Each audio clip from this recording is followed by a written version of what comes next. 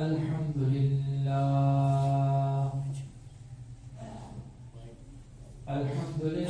نحمده ونستعينه ونستغفره ونؤمن به ونتوكل عليه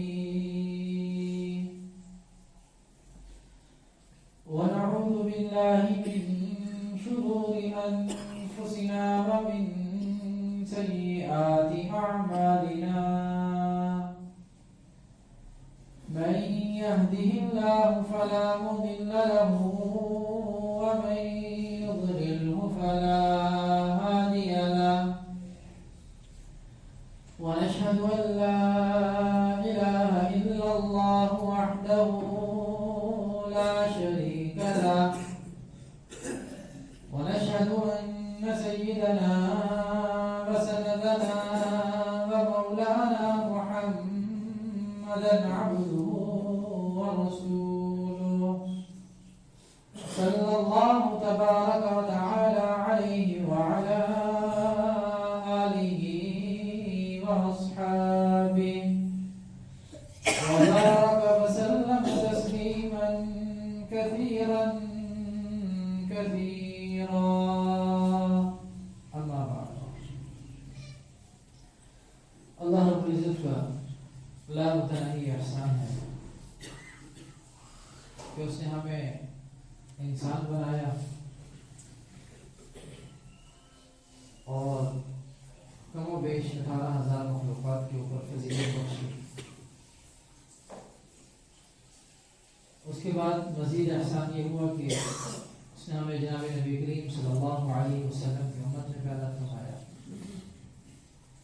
اس کے اوپر بھی جتنا شکر ادا کیا جائے یہ کم ہے کہ انبیاء اکرام علیہ السلام نے دعا فرمائی تھی کہ اللہ ہمیں اس امت میں پیدا فرما دے. یہ انبیاء کی دعا ہے.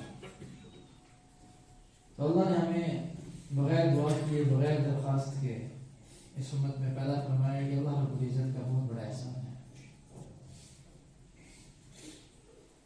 پھر مزید ایک بہت بڑا احسان یہ ہوا کہ ہمیں کامل اور مکمل شریعت عطا فرمائی جس میں کسی قسم کی کوئی کمی کوئی کوتاہی نہیں ہے. دیگر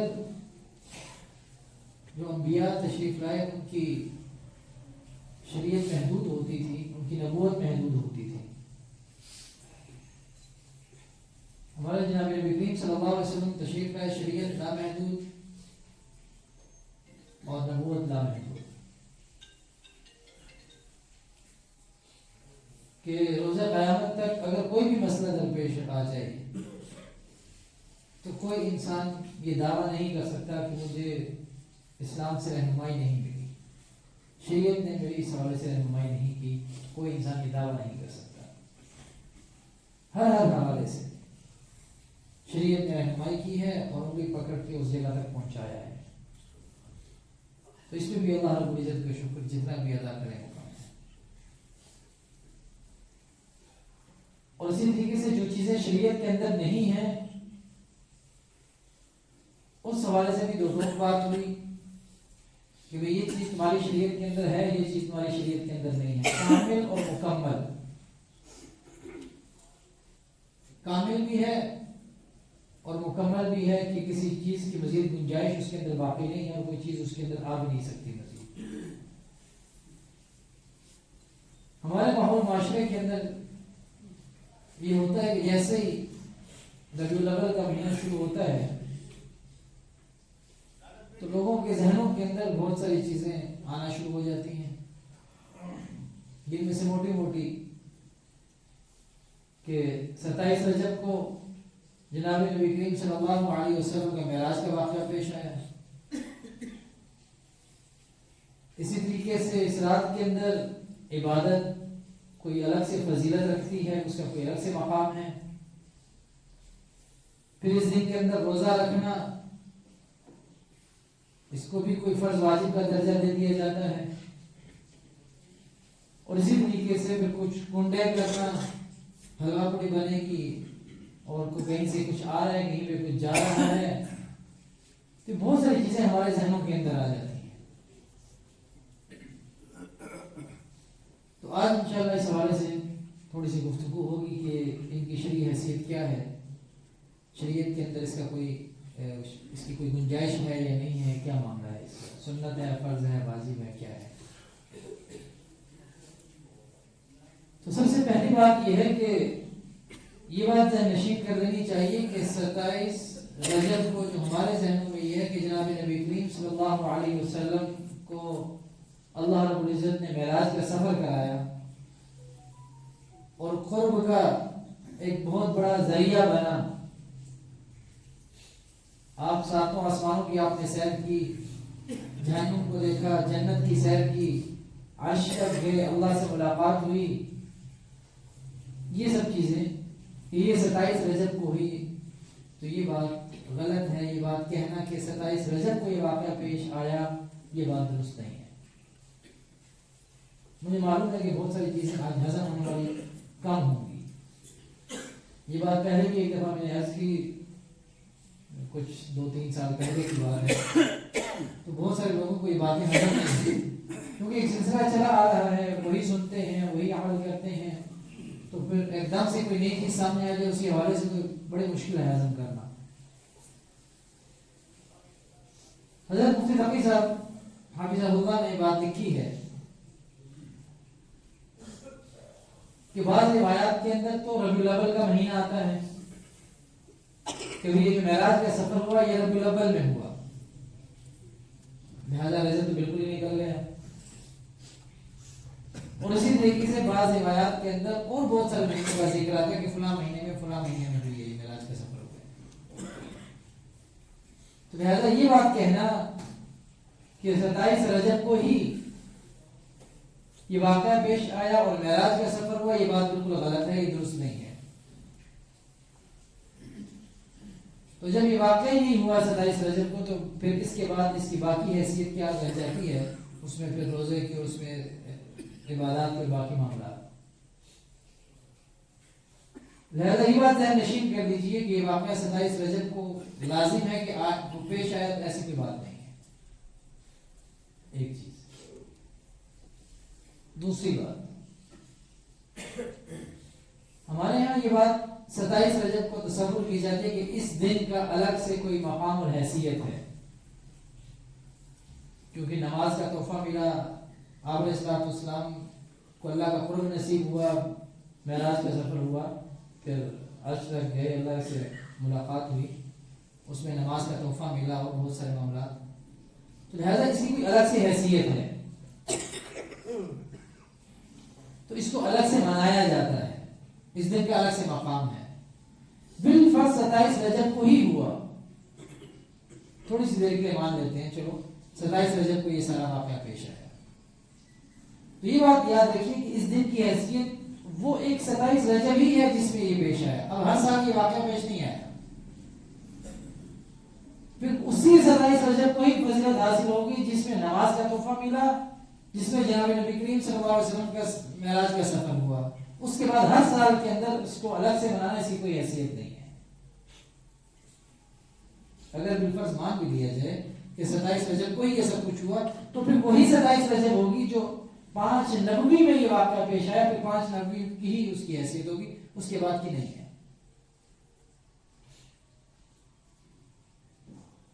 اگلی بات، چلیں تھوڑی دیر کے پھر مان لیتے ہیں کہ 27 رجب کو ہی پیش آیا۔ تو اب آپ اندازہ لگائیں، دور نبوت ہے 23 سال کا، 23 سال دور نبوت جناب نبی کریم صلی اللہ علیہ وسلم کا، 23 سال میں سے یہ 5 سال نکال دیں تو پیچھے بچ کے 18 سال۔ اب بحیثیت نبی جناب نبی کریم صلی اللہ علیہ وسلم اس واقعے کے 18 سال تک زندہ رہے۔ کوئی ایک روایت، کوئی ایک واقعہ، کوئی ایک حدیث ایسی نہیں ملتی جس میں اس بات کا اظہار ہو کہ یہ دن باقی دنوں سے کوئی فضیلت رکھتا ہے، یا اس دن کے اندر عبادت کرنا، یا اس دن کے اندر روزہ رکھنا، اس رات کے اندر عبادت کرنا، اس رات میں جاگنا کوئی الگ سے حیثیت اور فوقیت رکھتا ہے۔ کوئی ایک واقعہ نہیں، کوئی ایک حدیث نہیں۔ آپ علیہ السلام خود موجود ہیں، آپ کی وفات کے بعد تقریباً 100 سال تک صحابہ زندہ رہے. صحابہ کی زندگیوں کے اندر ہمیں کوئی ایسا واقعہ نہیں ملتا. پھر تابعین کے دور میں آ جائیں, تبع تابعین کے دور میں آ جائیں, بزرگان دین کے دور میں آ جائیں, کہیں بھی ایسی کوئی بات نظر نہیں آتی کہ اس دن میں یا اس رات کے اندر کوئی عبادت کی ہو کسی نے. لہٰذا یہ جو تصور قائم ہو چکا ہے یہ بالکل غلط ہے.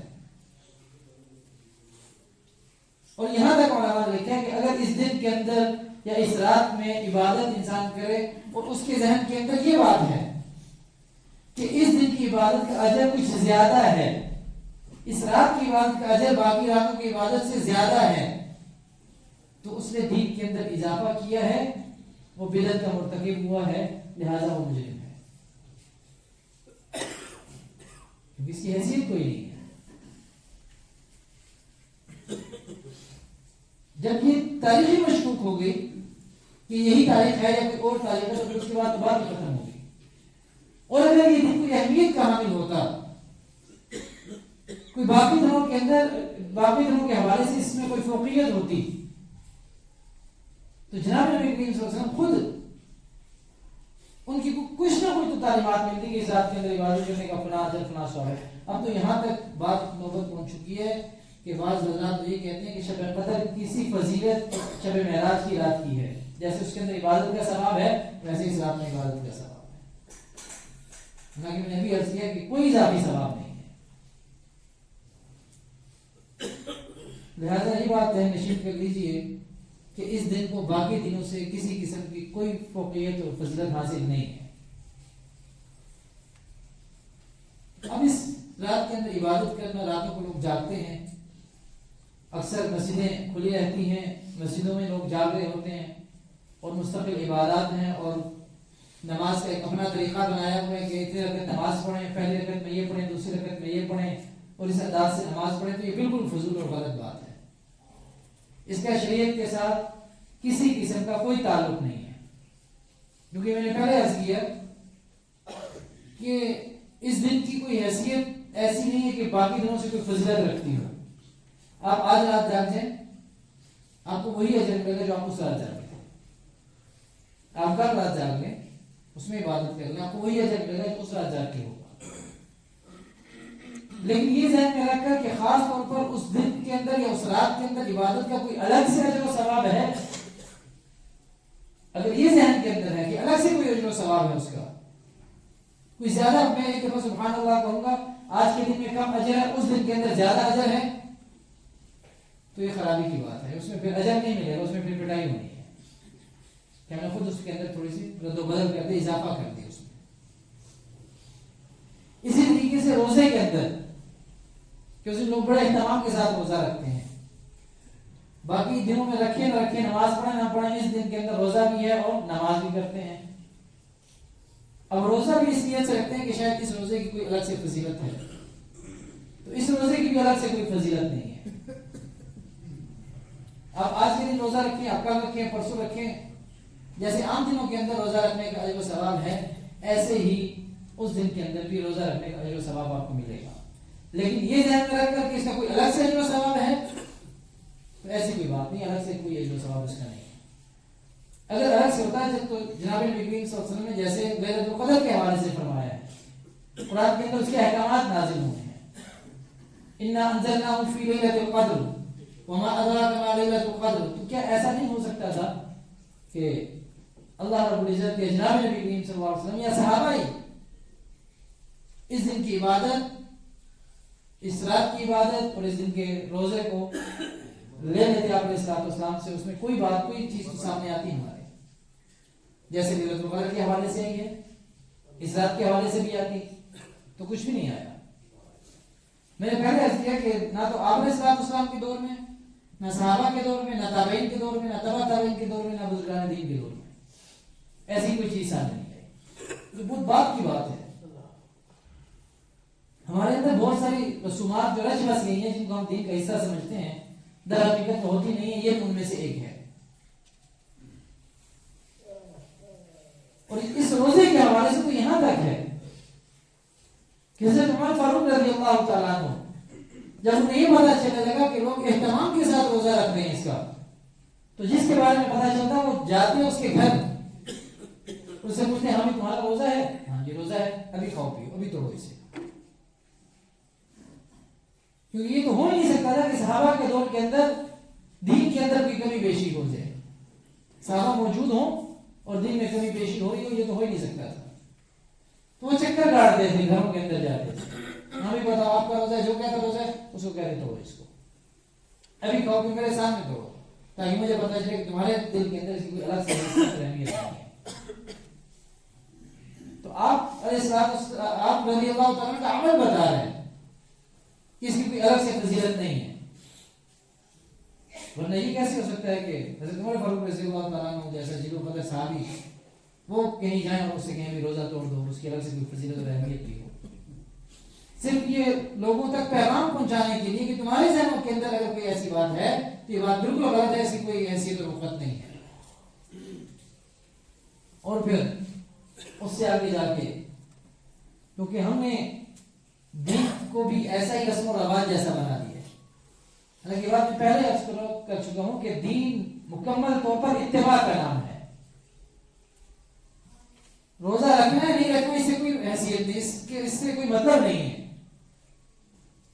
روزہ نہ روزہ رکھنے میں کوئی اجر ہے، نہ روزہ چھوڑنے میں کوئی اجر ہے، اجر صرف اور صرف اتباع کے اندر ہے، اللہ اور اللہ کے رسول کی اتباع، اجر اس کے اندر ہے۔ انہیں دیکھیں جب انسان روزہ رکھتا ہے رمضان کے اندر، اب اذان سے مغرب سے جو وقت داخل ہوا روزہ ختم ہونے کا بھی آپ افطار کر سکتے ہیں، اس سے 1 منٹ بھی پہلے کسی نے کھا پی لیا تو اس کا روزہ ضائع ہو گیا، چلو ختم۔ اور اگر اسی طرح سحری سے وقت ختم ہو گیا تو آپ نے کچھ کھانا پینا نہیں ہے، 1 منٹ بھی بعد کچھ کھا پی لیا تو اس کا روزہ ختم اور روزہ نہیں ہے۔ تو اس سے معلوم ہوا کہ نہ روزہ رکھنے میں کوئی اجر و ثواب ہے بذات خود روزے کے اندر، اور نہ اس کو کھولنے میں کوئی اجر و ثواب ہے، اصل ثواب اتباع کے اندر ہے کہ ہمیں اتباع کا حکم ہے، تو دین نام ہی اتباع کا ہے۔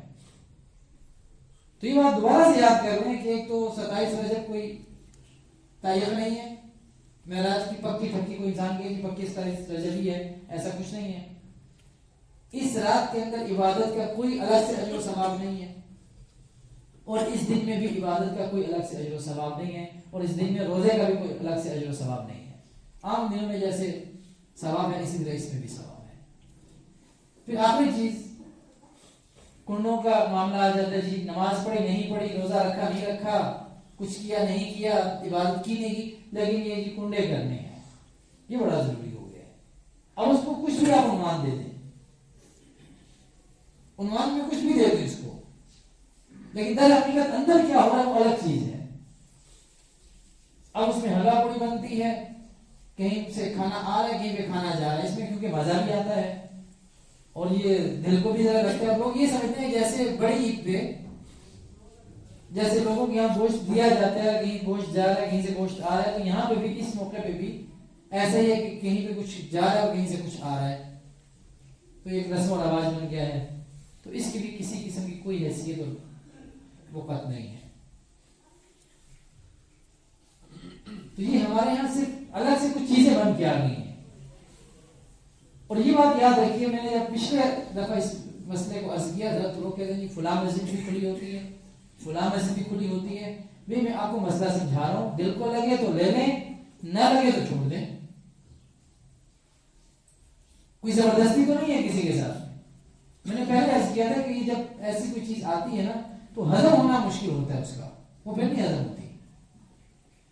تو کسی سے کوئی لڑائی جھگڑا ہے نہیں، کوئی بحث مباحثہ ہے نہیں، آپ کی رہنمائی کر دی کہ یہ بات ہے، اس دن کے حوالے سے کچھ بھی نہیں ہے، دل کو بات لگے تو لے لیں۔ آپ یہ کہنا کہ فلاں بھی مسجد کھلی ہوتی ہے، فلاں مولوی صاحب نے کہا، فلاں بندے نے یہ کہا، میں آپ کو ایک تحقیقی بات بتا رہا ہوں، اور حضرت مفتی تقی عثمانی صاحب حافظہ اللہ کی جو تحقیق ہے وہ میں آپ کو بتا رہا ہوں، بندے کا نام بھی بتا دیا کس کی تحقیق ہے، ٹھیک ہے؟ وہ ایسا بندہ نہیں ہے کہ جس کو کوئی 2-4 بندے جانتے ہوں، ایک عالمی سطح کی ایک رہنما ہے، مذہبی رہنما، جن کی بات نہ صرف عرب میں عجم میں بلکہ عرب میں بھی مانی جاتی ہے، تو ان کی تحریک میں آپ کے سامنے رکھ دی. مسئلہ سمجھ میں آئے لے لیں، نہ سمجھ میں آپ کی مرضی چھوڑ دیں، لیکن بحث مباحثے کی اس کے اندر گنجائش نہیں ہے. سنتے ہیں. اس مہینے میں ایک مصنون دعا ہے جو آپ علیہ السلام جب رجب کا مہینہ شروع ہوتا تھا تو ایک دعا کیا کرتے تھے. یہ ایک مصنون عمل ہے، یہ میں آپ کو بتا دیتا ہوں. اللہم بارک لنا فیہ رجب و شعبان و بلغنا رمضان. یہ دعا آپ علیہ السلام کیا کرتے تھے. تو یہ ایک مصنون عمل ہے، آپ چلتے پھرتے اٹھتے بیٹھتے دعا کرتے رہیں. اللہم بارک لنا فیہ رجب و شعبان، کہ اللہ ہمیں رجب اور شعبان میں اتنی برکت دے دے، اور بلغنا رمضان، کہ ہمیں رمضان تک پہنچا دے. وہی رمضان کی محبت میں، ٹھیک ہے، کہ رجب میں بھی اور شعبان میں بھی اتنی برکت دے دے، اتنی عمر دراز ہماری کر دے کہ ہم رمضان تک پہنچ جائیں.